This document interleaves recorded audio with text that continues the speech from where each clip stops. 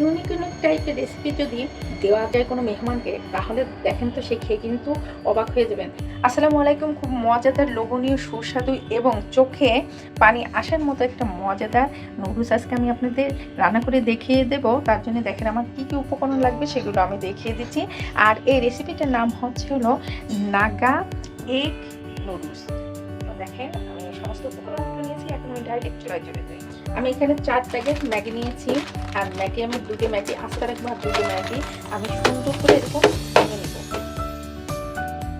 Maggi 2 প্যাকেটে আমি একদম টুকরো করে নিয়েছি। এখন আমি ডাইরেক্ট চলে যাবো। চলে যাওয়ার আগে আমি যে সসটা আমার ম্যাগিটা তৈরি করার জন্য লাগবে সেটা আমি একসাথে মিক্সড করে দেখিয়ে দিচ্ছি। আমি এখানে 2 টেবিল চামচ সয়া সস নিয়েছি, আর এর ভিতরেই আমি সমস্ত সসগুলোকে দিয়ে দিচ্ছি। এটা হচ্ছিল ওয়েস্টার সস। এখানে আমি ফুল 1 টেবিল চামচ ওয়েস্টার সস নিয়েছি। এখানে নিয়েছি চিলি সস, এখানেও ফুল 1 টেবিল চামচ চিলি সস নিয়েছি। সমস্ত উপকরণগুলো দেওয়া হয়ে গেলে এখন সমস্ত উপকরণ দিয়ে খুব সুন্দর করে মিক্স করে আমি একটা সাইডে রেখে দিচ্ছি। প্যানটা দিয়ে তেলটাকে গরম করার জন্য দিয়ে দিলাম। এখানে আমি পরিমাণ মতো তেলটাকে দিয়ে দিলাম। তেলটা আমার গরম হয়ে গিয়েছে। আমি এখন কিছু গাজর কুচি দিয়ে দিচ্ছি। এটাকে আমি জাস্ট 1 মিনিটের মতো ভেজে নেব। গাজরটা ভাজা হয়ে গেছে, এখন আমি পেঁয়াজ কুচিগুলোকে দিয়ে দিচ্ছি। পেঁয়াজ কুচি দিয়ে জাস্ট 20 থেকে 30 সেকেন্ড ভেজে নেব। পেঁয়াজটা দিয়েও ভাজা হয়ে গেল। এখন আমি এর ভিতরে দিয়ে দিচ্ছি নাগা মরিচটা। আমি মরিচগুলোকে কেটে নিয়েছি। এটার কালার আসার জন্য আমি একটু হলুদ দিয়ে দিচ্ছি। যেহেতু নাগা ম্যাগি করবো, তো সেক্ষেত্রে আমি এখানে শুকনো মরিচের গুঁড়িটাকে দিয়ে দিচ্ছি 1/2 টেবিল চামচ। সমস্ত উপকরণ দিয়ে আবার একটু নাড়াচাড়া করে নেব। আমি এর ভিতরে পানি দিয়ে দিচ্ছি। এখানে 2 মগ পানি দিয়ে দিলাম। বলক এসে গেছে। এখন আমি নুডলসগুলোকে দিয়ে দিচ্ছি। আগে আমি গুঁড়ি নুডলসগুলোকে দিয়ে দিলাম। দিচ্ছি আস্তা নুডলস, কিন্তু মাঝখানে একটা ভেঙে দিচ্ছি। এখন খুব সুন্দর করে একটু নেড়ে দিচ্ছি। এখানে আমি আর একটু পানি অ্যাড করে দিলাম, কারণ যে পানিটা দিচ্ছিলাম মোটামুটি সিদ্ধ হতো না। এখানে আমি অল্প পরিমাণে লবণটাকে অ্যাড করে দিচ্ছি, যেহেতু ওই সমস্ত মশলাগুলোর মধ্যে লবণ আছে। পর্যায়ে আমি মশলাগুলোকে দিয়ে দিচ্ছি, ম্যাগির ভিতরে যে মশলাগুলো থাকে। এখন আমি মশলাটা দিয়ে একটু নাড়াচাড়া দিয়ে দিচ্ছি। ম্যাগির মশলাটা একটু পানি থাকতে থাকতে দেবেন, তাতে কি হয় মশলাটা খুব সুন্দর করে ম্যাগির সাথে মিক্সড হয়ে যায়। দেখেন ম্যাগিটা কিন্তু অলরেডি মশলা টসলা দিতে দিতে কিন্তু একটা সিদ্ধ সিদ্ধ ভাব চলে এসেছে। ঢাকনা দিয়ে ঢেকে দিচ্ছি, আর জালটাকে এই পর্যায়ে একদম লো স্পিডে দিয়ে দিচ্ছি। দেখেন নুডলসটা কিন্তু অলরেডি সিদ্ধ হয়ে গেছে। আমি নুডলসের ভিতর আগে থেকে তৈরি করে রাখা সসটাকে দিয়ে দিচ্ছি। এখন দিয়ে দিচ্ছি টমেটো। এখানে ফুল 1টা টমেটো আছে।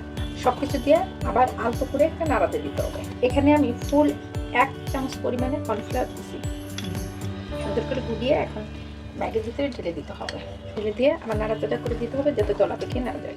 সমস্ত উপকরণ দিয়ে নাড়াচাড়া দেওয়া হয়ে গেছে। আমি আর নাড়াচাড়া দিব না। এখন আমি এর ভিতরে ডিম দিয়ে দিচ্ছি। এখন এর উপর দিয়ে দিচ্ছি কিছু ধনিয়া পাতা কুচি, আর দিয়ে দিচ্ছি কিছু চিলি ফ্লেক্স। সমস্ত উপকরণ দেওয়া হয়ে গেছে। এখন আমি ঢেকে দিচ্ছি। আমি জাস্ট 1 থেকে 1.5 মিনিট পরে ফিরে আসছি। তো ভিউয়ার্স, দেখেন আমার নাগা এগ ম্যাগিটা কতটা লোভনীয় আর কতটা সুস্বাদু লাগছে। আমি এখন জালটাকে বন্ধ করে দিচ্ছি। বন্ধ করে আমি এখন পরিবেশন করে দেখিয়ে দিচ্ছি এটাতে কতটা টেস্টি আর কতটা মজাদার।